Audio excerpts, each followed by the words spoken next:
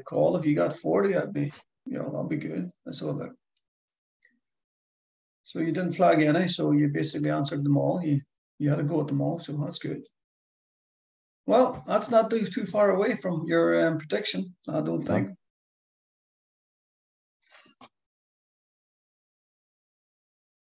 Yeah, it was a wee bit more than you thought there, I suppose. But yeah.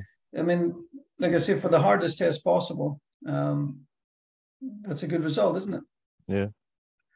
But let's have a look at the ones you got wrong, because to be honest about it, you don't know what test you're going to get on the day.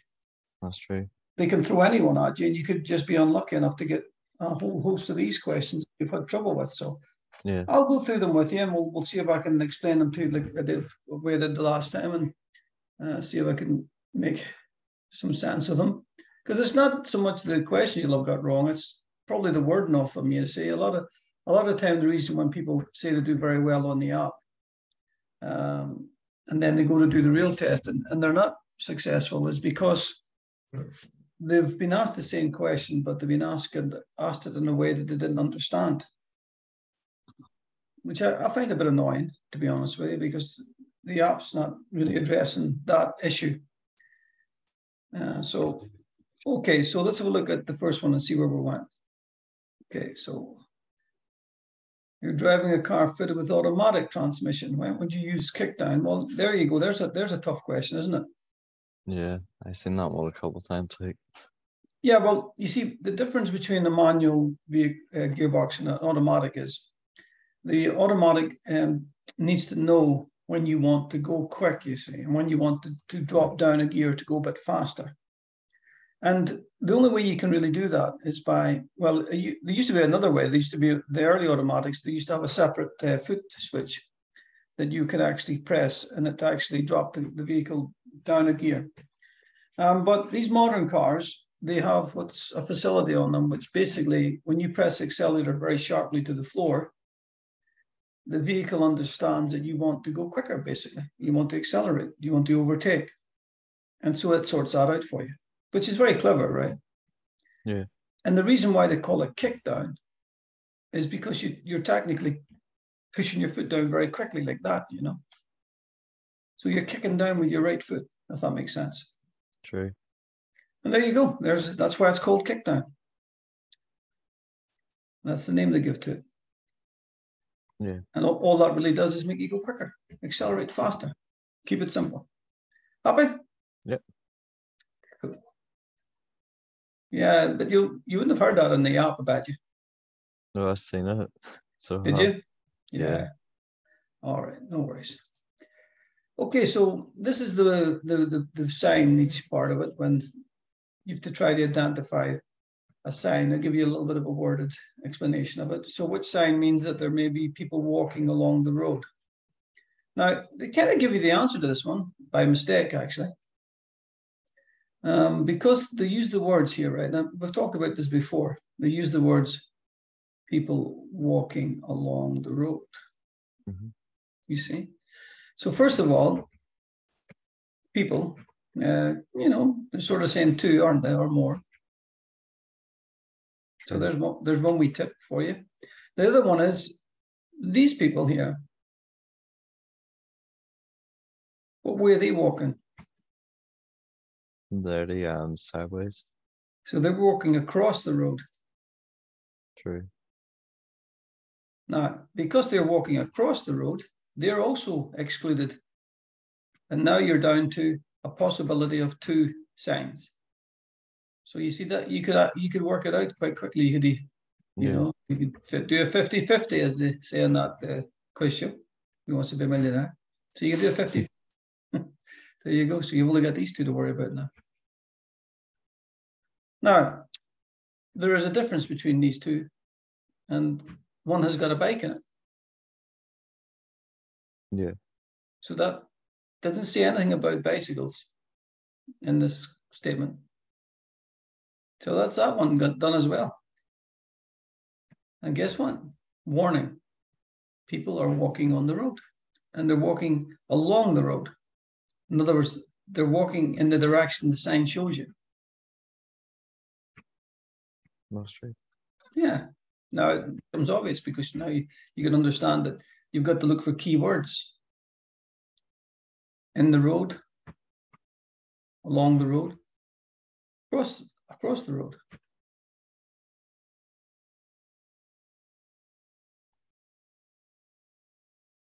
Question 14. So first of all, you can see the triangle sign, which is what? What type of sign is that? A warning. Correct. A warning of something is going to happen up ahead. So let's have a wee look to see if we can work this one out. Now you went for two-way traffic, so you're not actually far wrong there. The arrows they are telling you there's two-way traffic. So that's one part that you got right. Yeah.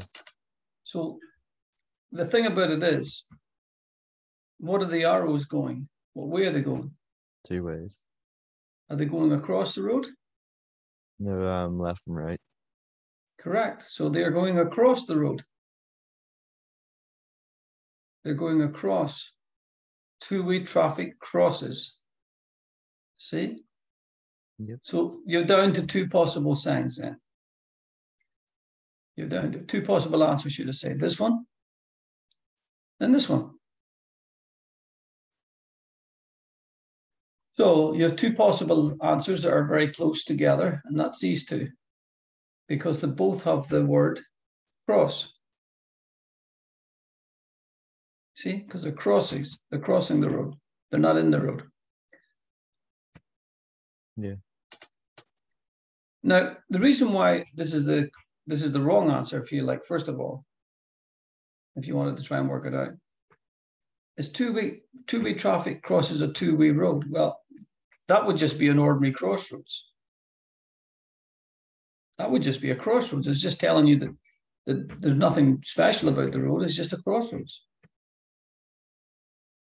Because it's basically the same going both ways, you know. Yeah. So it can't be that one. The reason why it's this one is quite simply two-way traffic, first of all. It's crossing. And then because it's a one-way road that you're driving on, they have to tell you, because let me just show you what would happen there otherwise. So this is the road, right? A junction. And this is you here. And this is you coming up the road, right?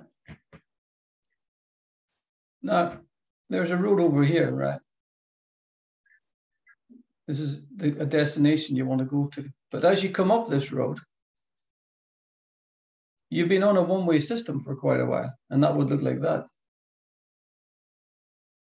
Any idea what color this one would be for a one-way system? Any idea? Part of me sort of wants to go for blue, but I think it would be.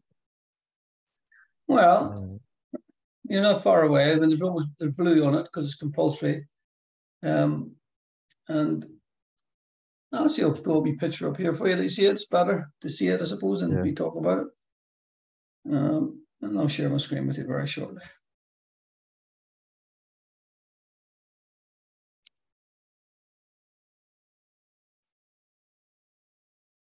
So this is what a one-way system sign looks like. That's what I was thinking. Yeah. So that's that. That would show you that. So you would see that on the road. And then you would understand then, okay, I'm in a one-way system. So on a one-way system, what you don't want to do is confuse yourself too much and not take the proper observations before emerging. And what would happen sometimes, unfortunately, in this situation is people would sometimes come up. If it was a long road like this, right, with a road that crosses it, and you're on this road here, and you've been driving on this road for quite a while, and it's a one-way system, just like we looked at. Well, you get used to that. You get used to driving in a one-way system. And you're not expecting then cars to come maybe from the other way, if that makes sense.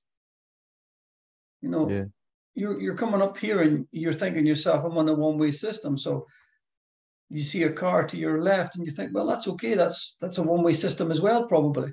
You see, you assume that because you've been on this one-way system for so long. And you maybe forget to look over this way. In actual fact, there could be traffic coming from both sides because it's now a one-way. It's now, this road is a two-way road. You see? Yeah. It's got traffic coming both ways, left and right. You see? And you were actually on this road. And it's a one way, and you only have one way to go. So you're not thinking about the other side. And all of a sudden you've come across this road, which is a two-way road. So they put this sign here for you. So that it reminds you True. that you're a one-way system, but now you're going to cross a two-way road. And it tells you basically to look both ways. Does that make sense to you? Yeah. The reason why they would put that sign there? Yeah, it is it. Yeah. Good. Because that's a hard question, actually. Does that come up before in the app? I think so. I'm not really too sure. Mm-hmm. Okay. So what's the warning triangle for? What does a warning triangle do? It gives you like a warning. Of what's up ahead. Yeah. So let's have a think about this then. So this is a warning triangle. So that's going to tell you about something that's up ahead. Or, some information about what's up ahead. So, is it telling you to keep left? No, that's an order. No. If something was telling you to order you to do something, it's a circular sign, isn't it? Yep. So this is an order. Keep left is an order. It's saying keep left, right? That's an order. Right. So no. Ahead only. That's an order. It's telling you, right, you ahead only. That's an order. A speed limit sign. That's a no. Speed limit sign's a no because it's an order. It's telling you this is it, minimum speed. True. Or there's no numbers as well. Yeah, but it's an order. See, these are orders. This is the only one that's telling you that something's going to change up ahead. This is the only one that's saying to you that when you go down the road a little bit, the road's going to get narrower. And that looks like that there, you see. Yeah. Sometimes it looks like that. The shape of a bottle. Bad diagram as usual. Can't draw with the mouse. You already know that, of course. Can't draw at the best of times, but with the mouse, doubly bad. So yeah, you basically would find a shape like a bottle. Or it sometimes looks like a tuning fork. Some people, the Joe Carriageway ends. They look like something like that. That's a Joe Carriageway coming to an end. You're coming back onto a narrow road. Yeah. Yeah. So yeah, but the secret with these questions here, these harder questions, you've got to look into them a little bit more. You can't just look at them and expect to get the answer by maybe just looking at it and getting a straight answer from it. You've actually got to get into it and think, hold on a second. It's a warning. Now, which one of these is the warning? You see, you didn't do that. You sort of went into a bit of a head only guess. So that's how you don't want to be giving away questions like that on the test, Donnie, Yeah. You got to put a wee bit more thought into it and try to analyze it a little bit and think, okay, hold on. Let's find out what's wrong here before we find out what's right. And get it down to 50-50. Phone a friend, maybe. No, you're not allowed to phone a friend on the theory test sites. They take everything off you, Yeah. Take your phones off you. Have you been before?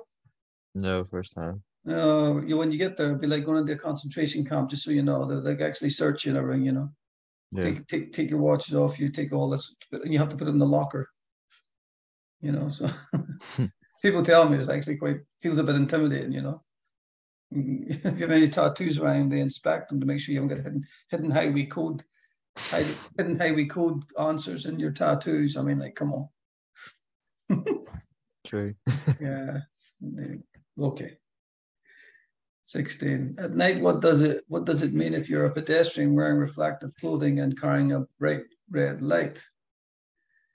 Well, I suppose it's the only thing that you're allowed to. An organized walk would have to do that. Yeah. People I was going to go for organized walk, but at the same time, I could roadworks at the same time. Yeah.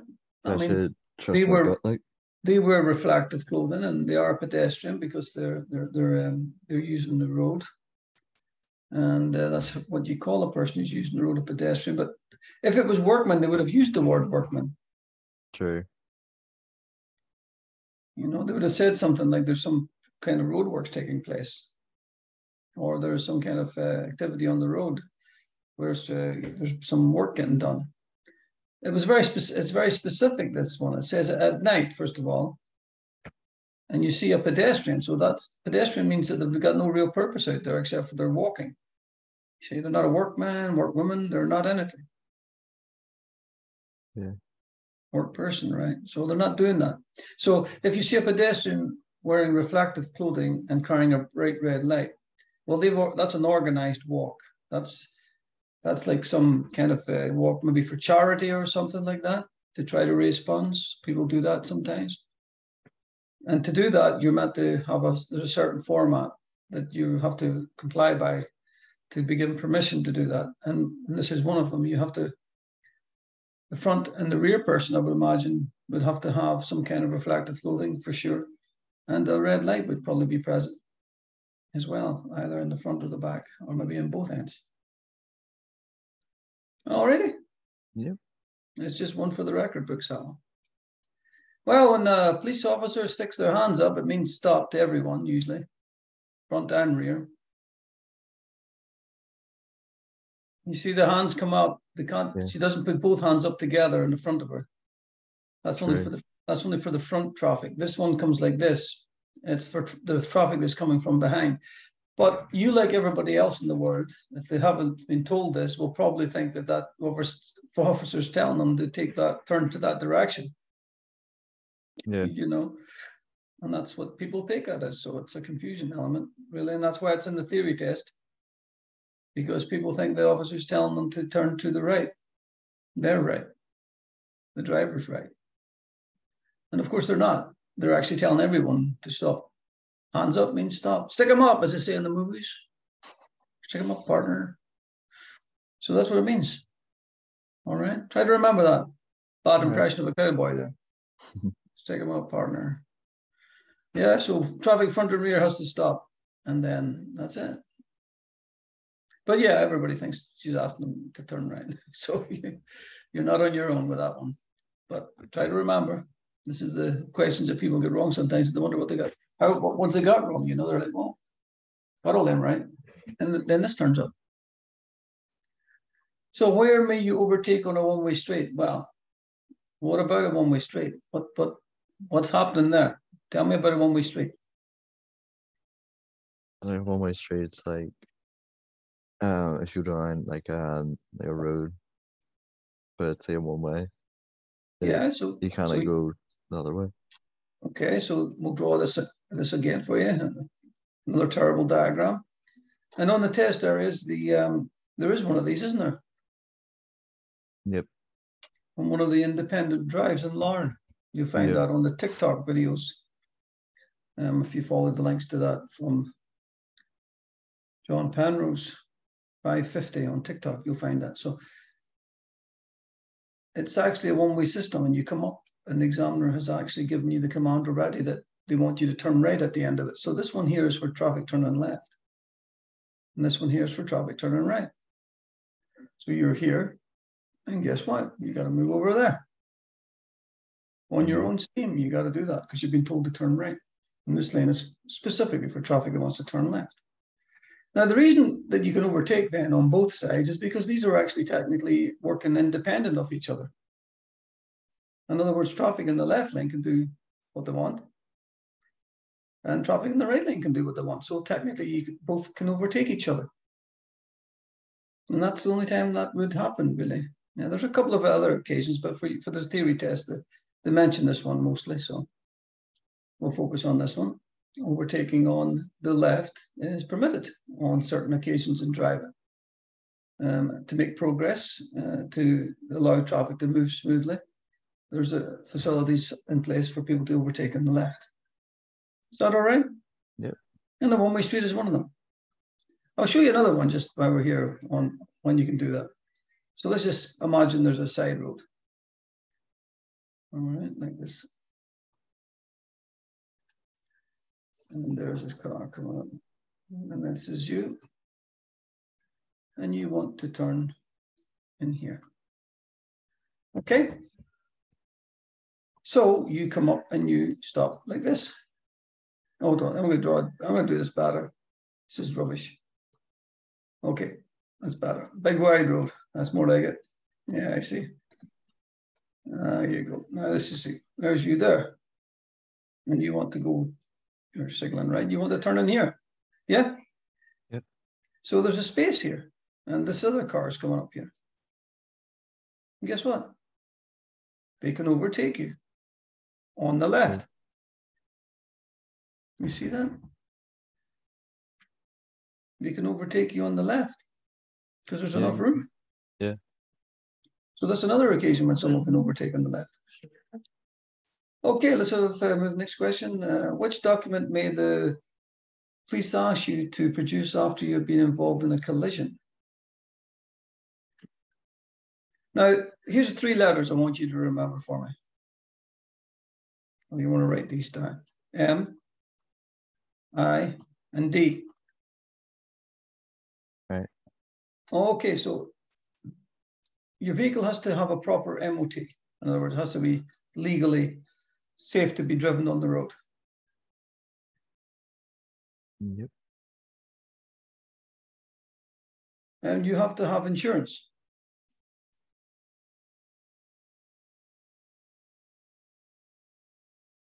And what do you have to have is Driving license. a driving license, of course. There you go. Of course, the laws have been relaxed recently because of the queue for MOTs.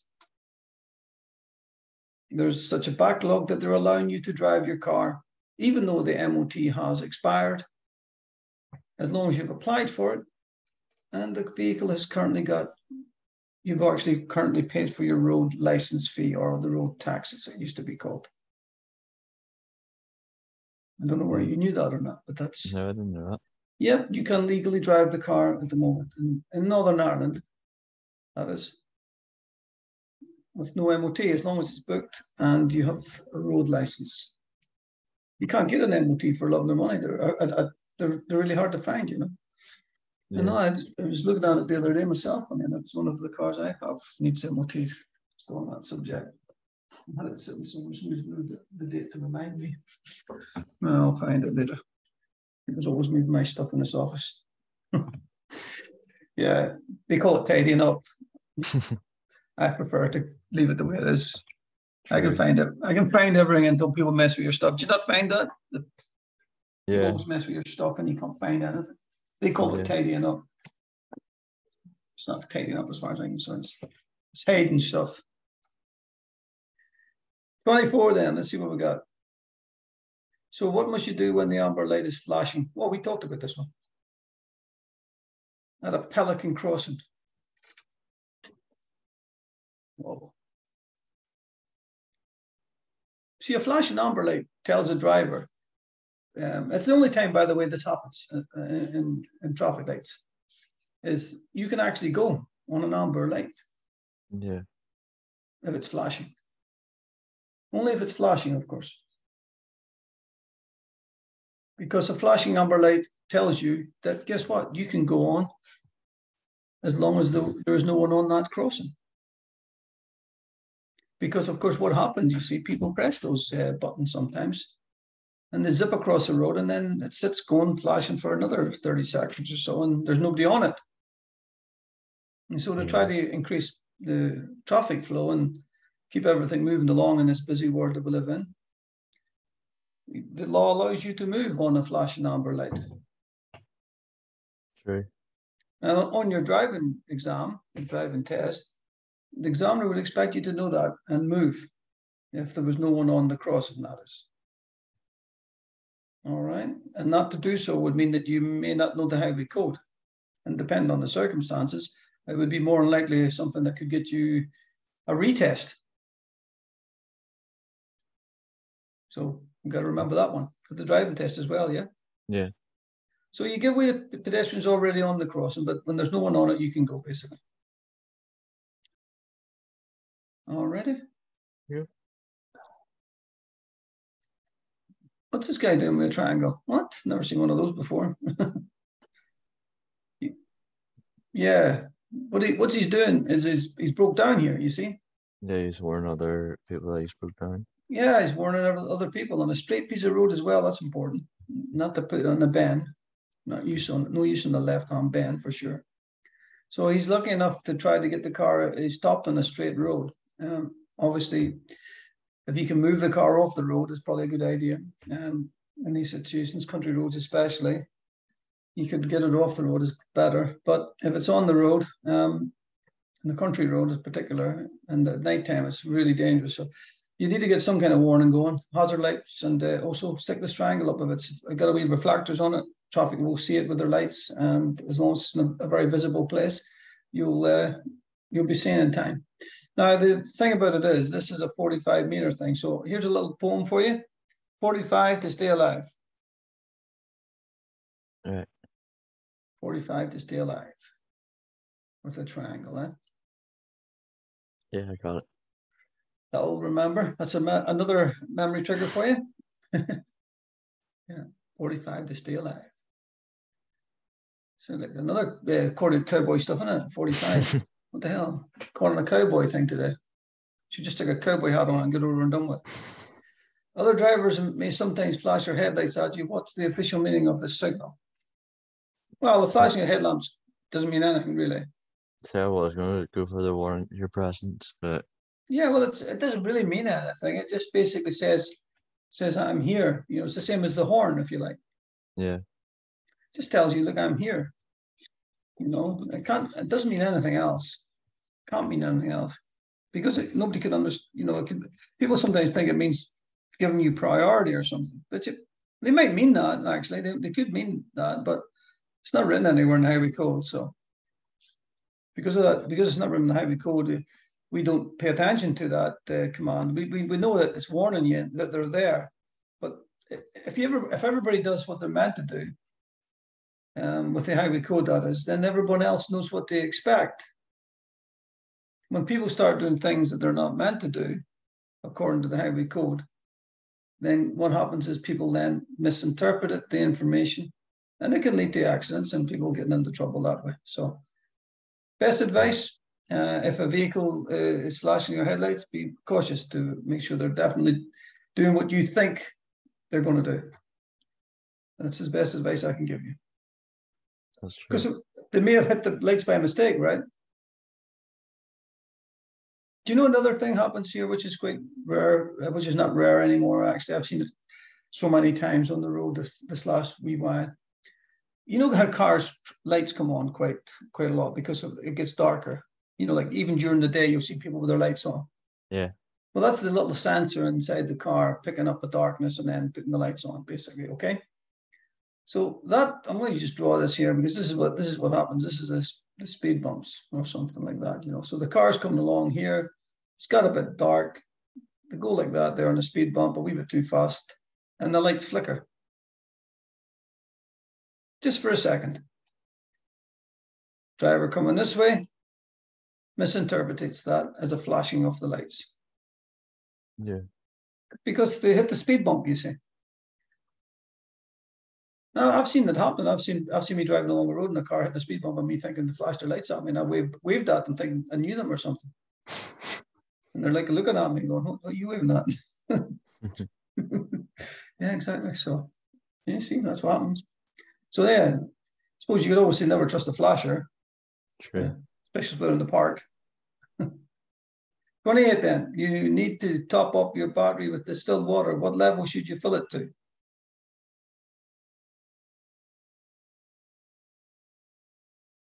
Well, this is what they're talking about here. This is an old battery they're talking about. This is the old style batteries, lead type batteries with steel plates in them and stuff. You know, they look a bit like this, just a wee cross section. Okay, it's like this is a battery. Okay, just so you know, diagrams are so bad, but this is the metal plates inside them. Then what they do is they have this mixture of electrolyte and acid or something in there, which basically, when it combines with the metals, creates the electric charge and allows it to be held there. It allows it to be held there, so it can be used for power. So there's a fluid in there that has to cover these plates, that fluid of acid and hydraulic acid and water distilled. So that covers the plates. There's little inspection holes in these old batteries where you can look down inside it. You know, and you would see this level of water. So maybe that's okay, but this is not okay. True. So then what you can do, you can fill this up with distilled water, which is basically water boiled in a kettle and then left to cool down, would you believe? It's as simple as that. So you boil water up in the kettle and then you let it cool down and that becomes distilled water, would you believe? Yeah. You just pour it in here. Each one of these are separate sections, so you have to look inside to see what level it's at, of course, and then you top it up until the plates are covered. And you know what? It's a good money saving tip because your battery might last you another 6 months. And batteries are very expensive now. They could be 60 to 80 pounds and maybe more. Yeah. So yeah, it's a good wee money saving tip, this one. Life hack. Yeah, why not? Yeah. Save a few pounds, why not? Everything's expensive now. It's getting ridiculous, everything, inflation. Everything's inflated in price. Okay, so there we go. Let's see let's see the next one. You're going to turn left from a main road into a minor road. What should you do as you approach the junction?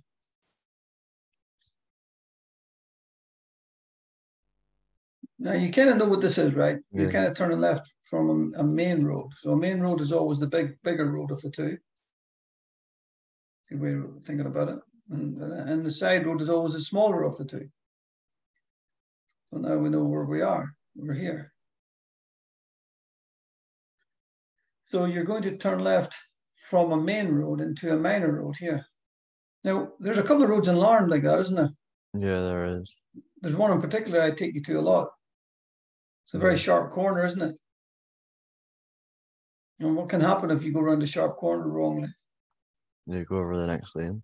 You can go into the wrong side of the road, actually. It can all go pretty badly for you. So this is quite a serious business here. You can't swing out here, you see, like this. You're not meant to go right out like that because you're going to cause problems for people coming this way. And people behind you will get shocked if you swing out like this before you turn in. True. So the way to do it basically is what they're saying in the proper way is to maintain your normal left position like this. And then we know what to do. We let the front of the car come past the corner a little bit. So let the front of the car go past the corner, and that way you can turn and the back wheels avoid it then. You know what I mean? So when you come up to that corner, the secret to success with it is to allow the front of the car to actually come past it a little bit like this. Yeah. See? And that means that when you do start to turn, your back wheels miss the curb and you're not going into the center of the road either. That's true. That's what we do when we're doing them awkward ones in Larne, isn't it? Yeah. But we don't change your position to the left, is what they mean, what they're trying to say. That what they don't want you to do is to do something like this. Yeah. I see it. Swing out like that and then turn in. They don't want you to do that. That's a bad idea for all sorts of different reasons. So there you go. Before turning left, it's important to remember to maintain the normal position. And we know the best driving tip advice we can give you is to let the front of the car go past it a little bit. Say you're driving on an icy road, what distance from a car in front should you drive? See, I was going to go for 10 times, but then I realized you need double. 4's wet, isn't it? Yeah. 4's a wet road. Yeah. What will help you to move off on a snowy surface? I would have thought it would have been like, using like a lowest gear because say if you say higher. Well, I'll tell you, we could be surprised by this, but I mean, the automatics have gears too, right? So the gear you start off in is the most powerful gear. See, the first gear in a car that you would move off in any vehicle is like an elephant. Power. It's here. It's actually enough to pull down a house, it's very strong. But as you come up the scale here through the gears, you move from power to speed. And sometimes I refer to fourth gear as like the cheetah, you know? Yeah. A cheetah's got very little power. Power, it's very fast animal, but it's not strong. It's not powerful, if that makes sense. See, power and speed are two different things, and an elephant is power. So that's first gear. And if you try to move off on a slippy surface with power, the car won't go anywhere. It'll just wheel spin. Yeah, it'll just wheel spin. So you're better coming up a little bit, you know, up to 2. And maybe you can do that on an automatic as well. You can move that up to 2. There's a facility in most automatic cars to do that. You can lock it into a gear to allow you to move off in second or third gear. Yeah. That's the secret. So just always think about first gear as being power, and power is not good to move off in slippery surfaces. True. Remember that for me. Elephant, first gear. Okay, as you approach one of these train crossings, you know something, it's quite common for people to answer red. You know, because that's what they see most of the time. You know, they don't notice the amber light. The amber light is always you're always going to get an amber light at traffic lights. Yeah. Do you know why? Because it's like telling you either prepare to go or prepare to wait. Yeah, well, it's telling you to stop. Amber's telling you to stop. But amber is telling you to stop. It's telling you to slow down and stop. But red is telling you to stop immediately. Yeah. Red is like, stop right now. Like red for danger. Yes, big red sign, you stop, you know, like emergency stop. Whereas when you come to a crossing like this, if they just did red, everybody would be jumping on the brakes and everybody would be crashing into the back of them. Yeah. You'd be like massive piles up all the time, or cars all smashed into the back of each other. If they just went red and you went, oh, stop. So you see what they're doing is they're giving you amber first. They're saying, I want you to slow down and stop. True. Okay. Slow down and stop. So then it does mean stop as well if it's safe to do so. You know, amber does mean stop if it's safe to do so. That's the words to remember there. You know, but amber doesn't mean you have to stop like immediately. So it's like if you're very close to the white line and the amber light comes on, you wouldn't stop, would you? True, just like, you know. We just keep moving because you're too close to the white line. Until like the next car will be like red. Yeah, well, this is it. When if you see an amber light, you can, if you've got enough time to stop, you just pull over, you just slow down and stop. But if you're too close to the white line, you're not going to be able to jump onto the brakes, because if you do, you're going to cause an accident. People behind you will crash into the back of you. Yeah. So there is a distance there, and it depends on how fast you're going, and even the weather conditions can mean a difference, can't they? Because if you think about that, if you're traveling, you know, let's say on a 30 road and it's a snowy or icy day and the light goes to amber, you're not going to be too quick to jump on the brake, because you're going to cause a situation where, you know, the vehicle behind might crash into the back of you. So you sometimes have to take the weather into considerations as well. Yeah. I mean, a lot of times that's one of the things that people don't realize. Weather conditions will obviously affect how you drive a vehicle. You'll obviously be driving slower, so you hopefully won't have a problem with that situation. But it's worth mentioning to you about the weather conditions, and also the fact that amber doesn't mean necessarily stop immediately. It means stop when you're safe to do so. Yeah. All right. When you drive along a road, right? So I was going to chase cars, but you know, you've got caught here by the wording. Yeah. Let me just show you how it caught you out. Which vehicles are least? You've actually answered that as by what vehicles would be most affected by wind, side wind. Least means not likely. Yeah. So you went for most. See, that's a most. Which vehicles are most likely to be affected? you went for cyclists, because they would be mostly affected by high winds, wouldn't they?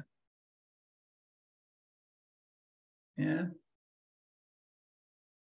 Cars aren't affected by high winds as much as the rest of these motorcyclists. That's another bike, isn't it? So high-sided vehicles are like a big windmill. They're big vehicles like this.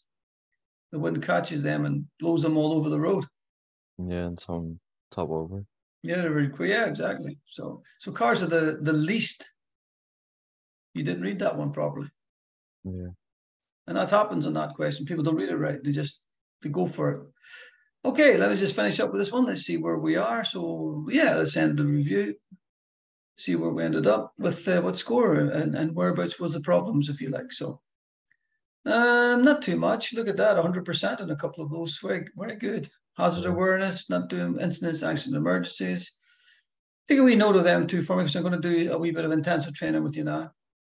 So incidents, accidents, and emergencies. We want that a wee bit better. Traffic science, not too bad. 5 out of 8. Rules of the road, 50%.